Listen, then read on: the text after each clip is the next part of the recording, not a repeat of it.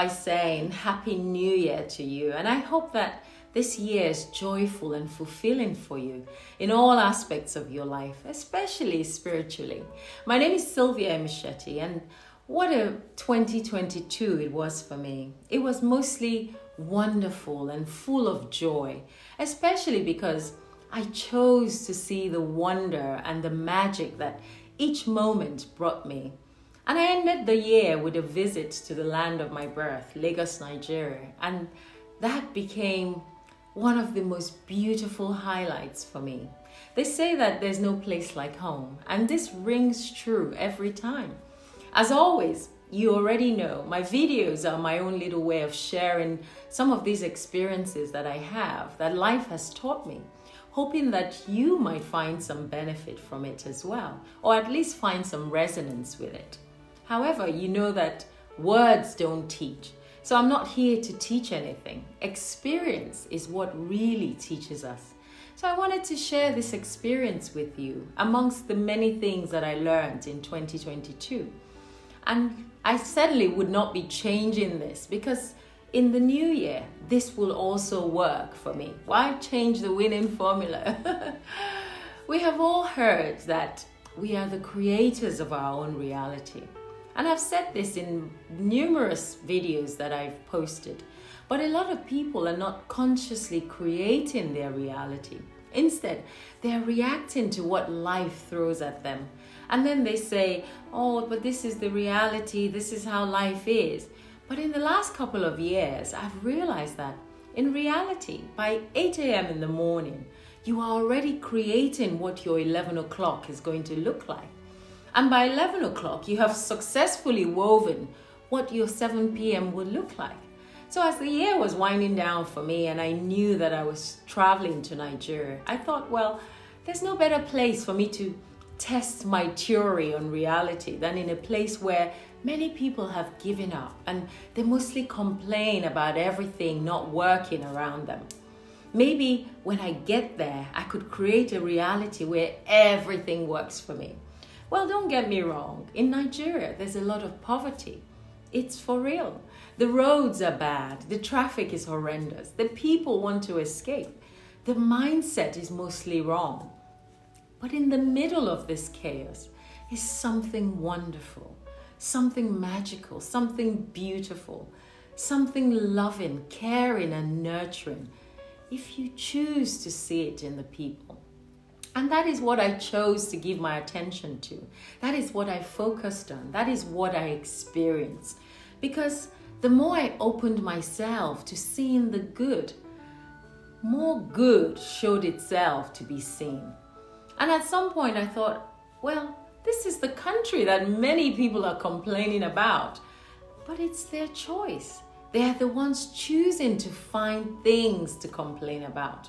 In fact, most of them are mainly complaining because, of course, they're used to hearing others complain, even when there's so much more that's going well.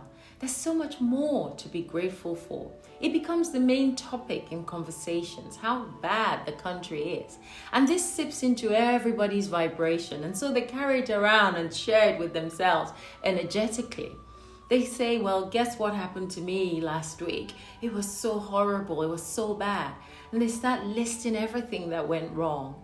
And then somehow you have to find a similar story from your experience that would help match what they're saying. I mean, can you imagine if you said to them, oh, last week was excellent for me? You look like you were showing off. So the lesson was simple. Profess what you want to see manifest. Because the reality on ground is actually what you make it. I've often said that my goal is to live a paradise on earth. And that means in every part of the earth. It is something you carry within you. And wherever you are, it lights up and it attracts similar people, similar currents to itself.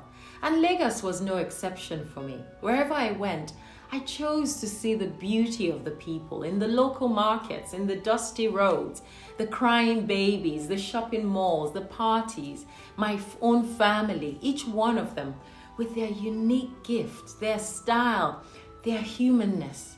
And as I walked through the Lagos airport, both on arrival and return, I dared myself. I said, can you consciously create your experience here? You've been doing it all around the world in the last couple of years. But over here, they believe that the country is all wrong and that the people are bad and that the system has failed. Can you choose to see differently? And I challenged myself.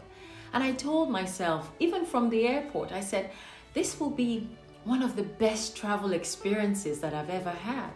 And honestly, it was. I could not believe the momentum of how things quickly unfolded. It was as if I had magically attracted all these nice human beings to myself. Because any one of them that presented themselves to me, I was willing to be nice to them as well. I will forget the horrible stories in the news about the kidnaps and the evil acts that exist, because that is not something I wish to bring into my vibration. And I can honestly say every single thing worked for me because I chose to see everything that was working.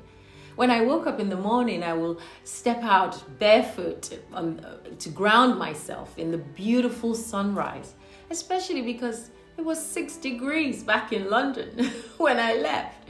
So I woke up appreciating the beauty that surrounded me, the sunshine, the flowers, the neighbors, all beautiful human beings. And I would profess to myself what a great day was going to be. And each time it was as if light beings were listening to me and saying, oh, well, guys, did you hear what she said? She said today is going to be great. So let's make it happen for her. Let's put all these great lessons for her to experience.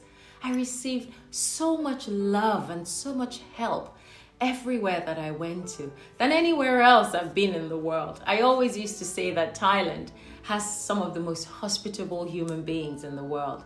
But now I strongly believe that Nigerians are. They top my list. And we mustn't forget that a people are only a reflection of how you choose to see them, our own inner maturity and how we relate with them, our humanness, and how it attracts the similar kind into our space, our joyful nature, and how it gives hope to others who are not so joyful, and how it beckons on the others who are joyful to join in and celebrate with us. When you can show love regardless, when you can interact with those who find themselves in the low stations in the markets, as well as those of high status, without treating anyone differently from the other, or making anyone feel inferior to the other, then you have mastered how to create your own reality.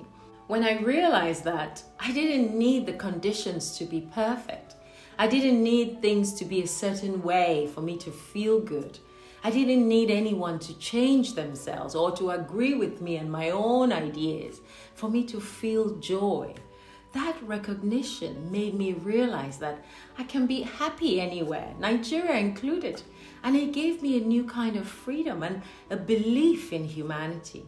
Because what it meant for me was that I can go forth and I can love them anyway, despite their many flaws and shortcomings, despite their weaknesses and all of their complaints. I can say to myself, these are my people. This is my home. Because here I am, imperfect as I am, and they still love me anyway. And so the biggest lesson that my visit to Nigeria has taught me, which I'm taking into 2023, is that I can't look at horrible things and feel good. But if I practice looking at many things that feel good, then the horrible things won't show up in my life. I can't change the horrible people in Nigeria or in the world for that matter. But if I practice seeing the good in people, then more good people will show up for me to see. If I'm working towards being a better version of myself, then I'm also creating a better version of the world that I live in. So the reality is not how it is, it's how I choose to see it. It starts with each and every one of us consciously seeing the good in each other.